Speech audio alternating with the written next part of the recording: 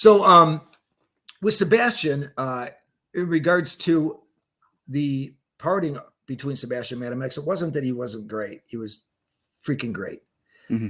And we were he just, I said earlier about pushing people to, be their best, and bring the best out of them. And I did that. And came to a point where he was young and he wasn't as focused as I thought he should be. And Mm-hmm.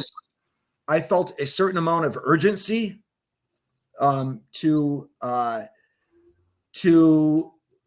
further the Madam X camp, and it was like, I need you resting at night. You can't be out partying every night, Mm-hmm. and then get on stage and sing, because it's not how it works, Right. So we were parting ways, and we got an invitation from Mark Weiss, an amazing photographer. He's got a book out, The Decade That Rocks, or That Rocked. And it's an amazing book. If you haven't seen it, get it. It's 10 years of his work, from, everybody, Aerosmith to everybody in the 80s. But anyhow, so Mark invited Maxine and I to his, because he was a Madam X photographer. He also shot Sebastian and Mark McConnell with us, but invited Maxine and I to his wedding in New Jersey. And on the invitation wasn't Mark McConnell or Sebastian, but Sebastian got wind that we were doing the going to this wedding, and he really wanted to go. So I called Mark and I asked him if we can, bring Mark McConnell and Sebastian to the wedding, and I'll, pay for their spot at the table and, the money gift for the bride and groom, because that's all proper and that all needs to be done. Weddings are not cheap if you ever have one. And Mark said, yeah. So we brought Sebastian and Mark McConnell, and we got little Steven from East Street was there, Kevin DuBrow from Quiet Riot, JJ French, Mark Mendoza from Twisted Sister, the Zach Wilde was there. And we all sat in with the wedding band. Mm-hmm. And I was playing bass and Mark McConnell was playing drums. Dave, Mark Weiss's best man, was playing drums at one point. Zach was playing guitar and Sebastian came to sing. Kevin DuBrow also came to sing, which was a hoot, doing Quiet Riot songs with Kevin singing and Led Zeppelin songs and so forth. And Mr. and Mrs. Bon Jovi were there.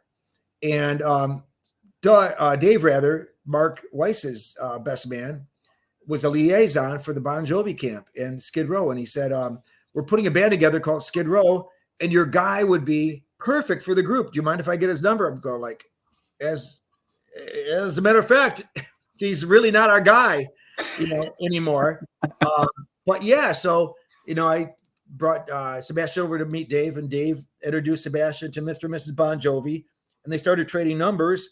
Mm-hmm. And like a month later, Sebastian's the singer for Skid Row. Wow. So again, would Sebastian have been a rock star if we hadn't taken him to the wedding? Of course. That's his. Those are the stars aligned like that for him. He's doing exactly what he was brought on this earth to do. Yeah. And Kevin DuBrow, what an amazing, my God, too. I love the 80s guys. They open their mouth and music comes out like a megaphone of, come. I can't say right now. I can barely talk, let alone sing. But Kevin, is amazing. So the next morning after the wedding, Kevin he had breakfast with us. We all went to one of the local, maybe it was an IHOP restaurant or Howard Johnson or something, Yeah.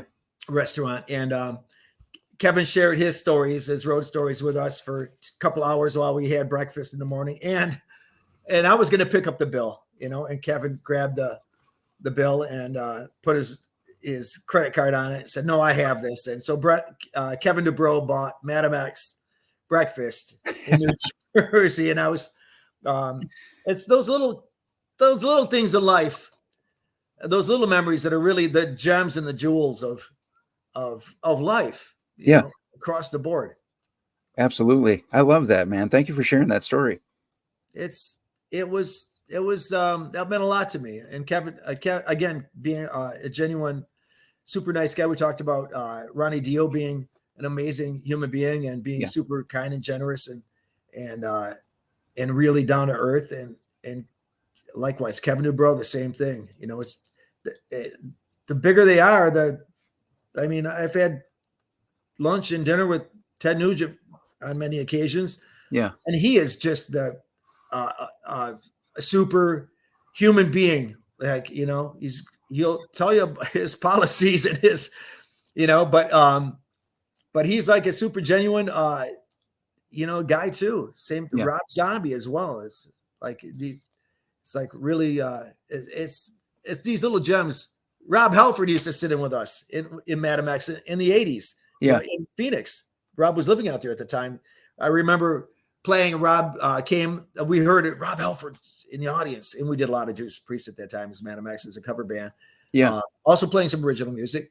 And then the next time we came, Rob came back, but instead of being in jeans, he was in jeans, but he came a little more in spirit, you know, black leather jacket, like a wife beater on, and with a, you know, not a mug of beer, but he had like pitchers of beer. That's how he drank his beer in pitchers, you know? And we said, you want to sit in? He said, yeah. So one song turned into 2 songs, turned into 4 songs, turned into 45 minutes, turned into a 90-minute show of Madam X playing Judas Priest music with Rob Halford singing. Wow. We did a lot of Judas Priest and Brett and Rob Halford sharing vocals. You know, I remember we were playing Grinder one night and we started, you know, and Rob looks like surprised, like, you know this song? And then he turns to Brett and says, what are the lyrics? Brett shouts, then it was game on. It was so much fun. Oh, that's great. Joe Perry, the same thing. Joe Perry from Aerosmith sat in and, you know, just turn up your bass. Like, all right, brother, I got you. You know, Marshall's on time. I love it, man. Lots of fun. Well, thank you again. Thank you. And thanks for the bonus content now as well. So, you know, this little segment will go up on YouTube just as a standalone, but I'll let you know when everything else comes out. I appreciate it, man. Cool. Thank you again. Enjoy your holidays. Safe holidays to you and your family. Hey, Safe you too. holidays, everyone. Madam X 2024. Join us for that. It's amazing. Listen up.